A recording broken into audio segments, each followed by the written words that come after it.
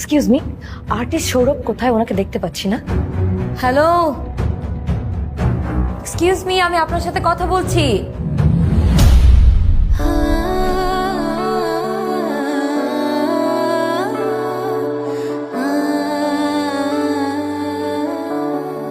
একটা শিল্পকে তৈরি করার আগে নিজেই সেই শিল্পী হয়ে ওঠা।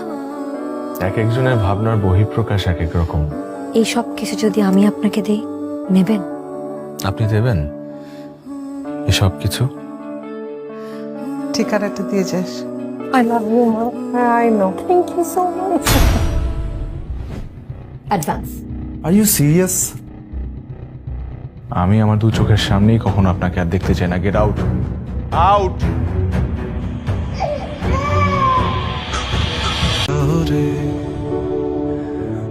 অনেক